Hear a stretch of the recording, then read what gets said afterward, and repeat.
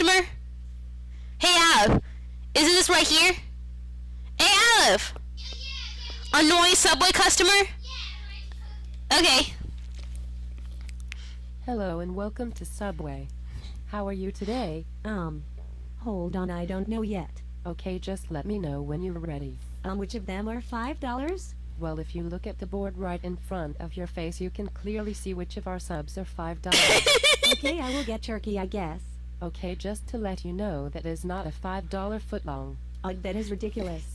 I went to a Subway the other day and they were all $5. What is wrong with this place?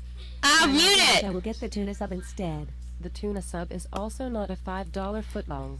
Where the hell did you see that a tuna or a turkey was $5, you ass broad? What? Nothing. Did you still want the tuna sub? No. I am a poor Roger Williams University student, and even though I drive a BMW and my dad gives me $200 every week, I can't afford to spend more than $5 on food. I will just get a spicy Italian then. So would you like a footlong or a 6-inch? A medium is fine. We do not have a medium size. It is only footlong or 6 inches. How What? big is a 6-inch compared to the foot long? How in the fuck are you in college? Obviously, if a footlong is 12 inches, a 6-inch would be half the size of that, you dumb fuck. Oh my god. I will not be able to eat the entire foot long. I will need something to eat tomorrow, so I will just get the full foot long. Okay, what kind of bread would you like? And before you ask, our list of bread is right on the glass in front of your face. Okay, I will have the flat bread then. Yeah. Here it is. Oh wait, what is that? It looks very flat and cheap. I don't want that. It looks nasty and unappetizing. I want something else now. Okay then. It is called flatbread. What the fuck did you think it was going to look like? Whatever. What bread would you like instead? What is the difference between wheat bread and honey oat bread? Are you fucking kidding me? Are you seriously asking what the difference is?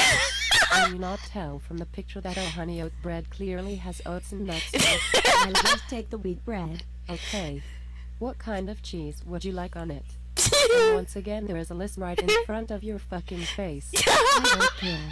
I'll have the white cheese. Oh my fucking god. All of our cheese is white, you cunt bitch. And I just realized, since you clearly missed our sign before about the $5 footlong from the bread list, you clearly must be a blind dumbass. What? Then I'll take American cheese then. Do you want it toasted? Yes, but I just want the cheese melted. I don't want the bread to get all hard and dry. How the fuck would you like to melt the cheese and not toast the bread in the toaster oven? Oh well. Just toast it lightly. Last time I came home from war on the bread and the crumbs made me cough and I almost choked on my sub. You're lucky I did not sing. But I am a forgiving person. How the fuck does that make me happy? But anyway, while your sub is toasting, Why can't you on today? No. I wanted veggies on my sub. but in order to save time, I can ring you out before it is done toasting. Because if you haven't noticed, it is the lunch rush and a total of 30 people are behind you looking Oh my at god, 30 people! asking the dumbest questions I have ever heard in my life. I want the veggies on it first. I'm going to Oh, I almost fell off my chair! I'm Okay, cracking fine. up! What kind of veggies would like on your sub? everything. Oh, wait. No pickles. No onions. I don't want olives. Green peppers are so nasty. Okay, listen, bitch. Next time, don't say everything if you don't have time for fucking veggies. Oh my god, it's hilarious! You only put up 6. Oh That is god! absolutely ridiculous. I have no problem putting something Oh my in god. if you don't have to Oh get god, such what an if... attitude about it. It is a sandwich, not a holiday plot. Although I wish it was. What? Nothing. Did you want any sauce? on it? Shut up. Yes, but I can only have with mayo. Or could I have some ranch on the side? But more than one container because I love ranch, but I don't want my sub all soggy. Okay, no problem. Is Or there soggy. anything else you would like on it? Is it too late to add bacon? No, but please let me know when I am putting the meats on because now I have to go back and heat up your bacon separately. And as I stated before, there is already a massive line and all these demands you want are fucking insane. Okay, here's the bill. Oh shit! Anything else on it? That is all. Would you like chips and a drink with that? Yes. Okay, yes as in both, or yes to the chips or yes to the drink? I need both. Hey, your ice machine isn't working right. Can I just grab a bottle instead and have it be charged at the same price? No, you cannot. The ice machine is working fine, and you do realize the drink comes out cold anyway. This sucks. Well, can I have these chips for free because I dropped the bag on the floor? No, you may not. The chips did not touch the floor, so just because the bag touched the ground does not make those chips inedible. Oh And God! even if they did, why the fuck would you want to eat chips off of the dirty, nasty-ass floor? Oh my god, this place is so fucked up. I don't want chips or a drink. What's my total? Could you hurry up? I am late for my tanning appointment that I scheduled during the class I am supposed to be in right now. Oh God, she been dished. Your total comes to $6.48. What the fuck? You said it was $5. The spicy Italian is $5, but since you got bacon on the sub, it is $1 extra. Damn. My god. You are scamming me. You never told me that. Oh, Jesus Christ! Poor defenseless sexy college. The board clearly states that bacon is $1 charge, but I forgot you are blind and think signs do not apply to you because you think you are some important person because you go to college. But really you are got to college because your dad paid a huge sum of money to the president and you're one fuck half of the people on the admissions board. You will probably end up dropping out and becoming a stripper where dancing will be your only escape from your abusive boyfriend. Then, when you are 47, you will realize you are a complete failure at life and will most likely commit suicide. Oh I'm sorry, I just got a text. What did you say? Nothing. The total is $6.48. Like whatever. Oh, and by the way, I forgot I have 3 more subs to order for all of my roommates. Please just fucking kill me now.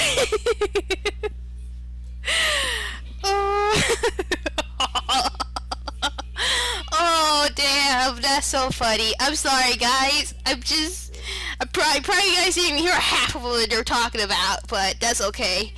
Oh god. The humor is funny. Like, if you've been to Subway so many times like I have, or like what was the last video I was showing about the prescription drugs thing, that's just funny. I'm sorry. I don't know what you guys are saying. What? What? I'm sorry. I'm so sorry. Whoopsies.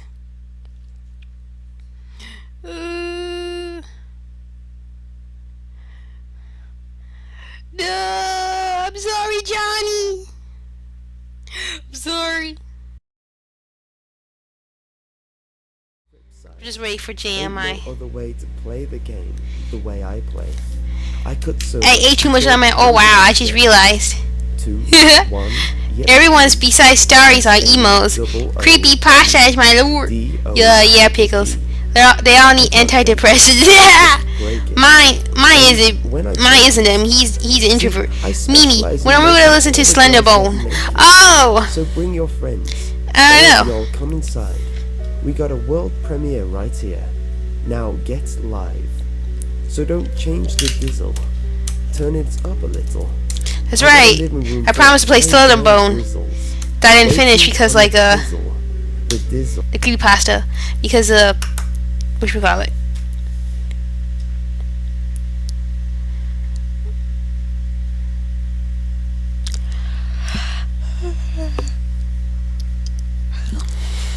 Our jackets closed tightly into the chilly October air.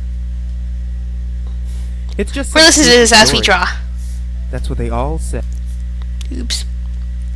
Hey, Alexia laughed. Until they get to meet him, then they aren't so sure of it.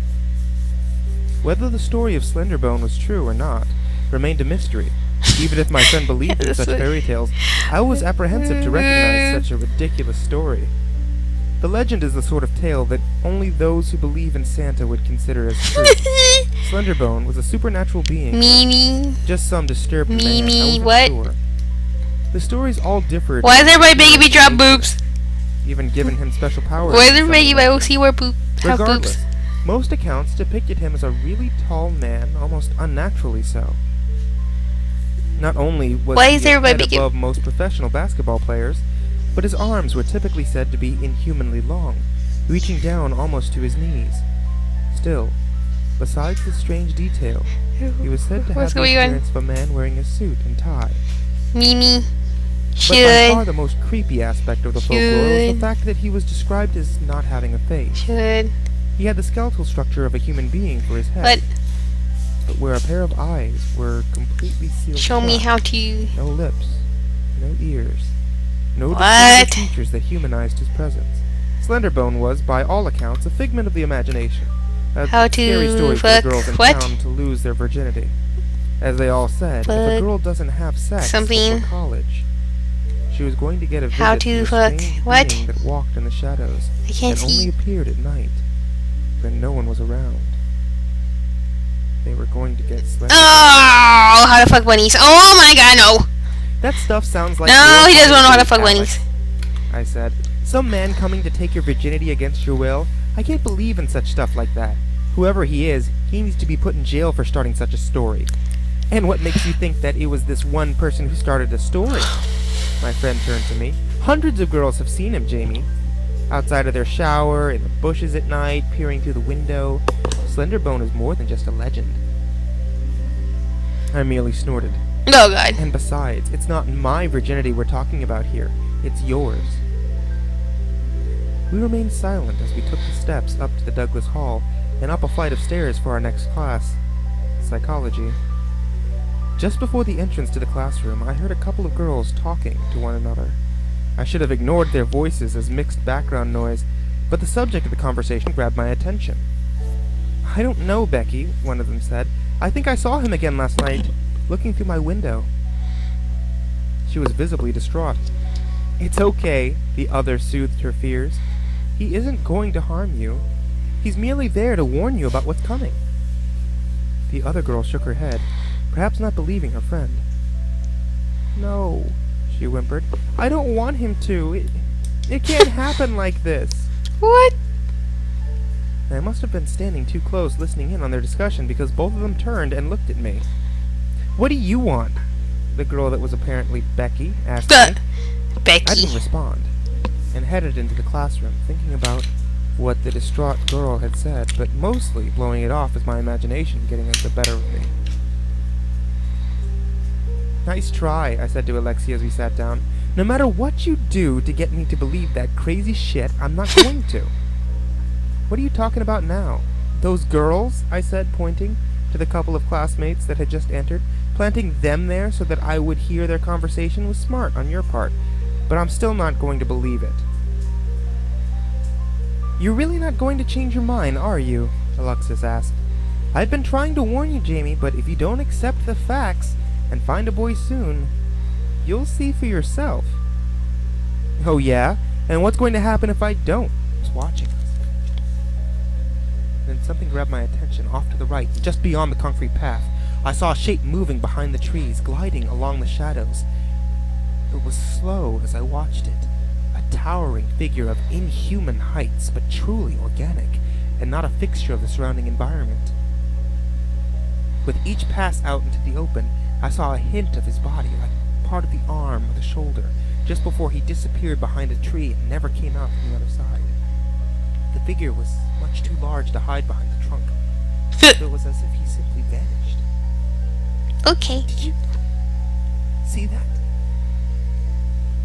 I turned, expecting to find Alexia standing behind me. Only there was nobody around the path. It was empty as far as I could see. "Alex?" I cried out, cupping my shivering hands around my mouth to amplify the sound. Only after a few yells I heard nothing of any sort of response. God damn it! As I frantically looked for my friend in the wavering darkness and looming shadows of the park, I felt an increasing need to turn around, as if someone or something was right behind me.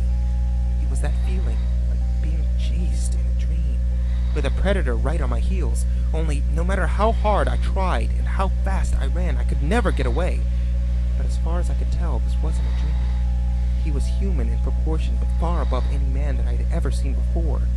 It took me a moment to differentiate him from the backdrop of trees and limbs.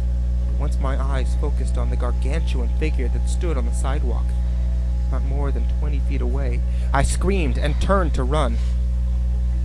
As soon as my body rotated to bolt down the path, I ran into something standing between me and an escape. My head slammed into something hard, and I stumbled backwards, landing on my ass on the cold concrete. For a moment, I still feared the thing behind me, and I hurried, prepared to stand up and run. Except he had already caught up, and was standing just inches in front of me. Jesus Christ! What the fuck?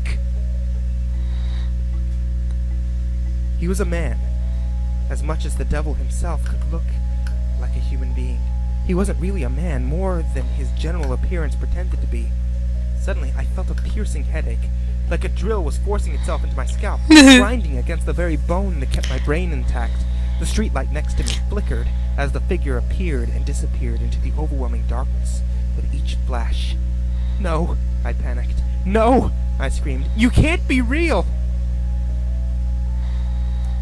Through the pulsing pain surging through my head, and with I don't know how to blurry fix eyes, that, I saw a Johnny. figure standing over me by what seemed to be the height of a small house. He was wearing a suit, like a businessman, perfectly framed for his incredible body and inhuman proportion for a man of his stature. Even though he wore something that a man might have adorned, that's where the similarities stopped. I looked up into his face, desperate to see the eyes of my attacker as I slowly crawled backwards, dragging my body along the path. This man, no, this creature, had nothing of the sort. No mouth, no eyes, no discernible features on his face, except a skeletal structure of a human being. There were no openings to breathe, and none to see with. I screamed as loud as I could, straining my voice as an arm reached out to grab me, an alien-like appendage that must have been as long as I was tall. When his fingertips touched my head, I instantly stopped moving, completely halting my body on the earth beneath him. From the moment his flesh and bone were near my face, a strange scent entered my nostrils. It was something that frightened the very core of my body, and scared the last remaining wisps of courage that remained. Death. No! I panted, my voice giving in to some invisible force that encapsulated my entire body, chilling the bones in my legs and freezing my arms at their sides, preventing them from diverting the intruder's grasp upon my head. It was as if my body was giving in to his intentions, relaxing for whatever came next. Slenderbone. It was a creature that dominated the crest of my wildest imaginations, something which I'd never believed to be as real as the cold gusts of air upon my body, or the hardness of the pathway beneath my rear. Now I was questioning my own perception of reality, wondering if this was a figment of my imagination or the worst encounter that a young woman could ever wish to be true. There was no pulse in his hand, as his pale fingertips glided along my cheek and underneath my chin. No hints that this man was truly a living animal, or just a representation of hell itself. Maybe he was a demon coming to take my soul from the underworld, punishing me for my sins. Each time his long, pale visage scraped against my skin, I felt a spark between his hand and my body, and the fears that swept through my mind were erasing with each passing second. It was like this creature had some sort of hypnotic trance, like a supernatural tranquilizer passing through my body. In just a few moments, the incredible fear and anxiety washed away into relaxation and calming. I could still feel my consciousness deep down inside me, but it was buried beneath a pile of forced emotions, like a dam keeping my will to escape trapped far down below. I knew that I wanted to run for my life, to never look back behind me. Only the will to do so never passed into the legs and arms. Only the will to do so never passed into my legs and arms. I was merely a slave to his touch, a submissive partner as his next victim. As I watched below, his fingers moved down farther to the front of my chest, where it encountered my hidden bosom. It paused, and started to feel and grasp at the flesh beneath my sweater. For the first time, I got a clear look at his hands. They were long and spindly, nearly twice the length of my own and equally bigger, with a palm that could crush my skull if he willed it to. Only the hand that touched my chilled body were not of the sort of a killer or murderer. These were gentle, soothing, strangely warm, even if unshielded to the blistering cold of our surroundings.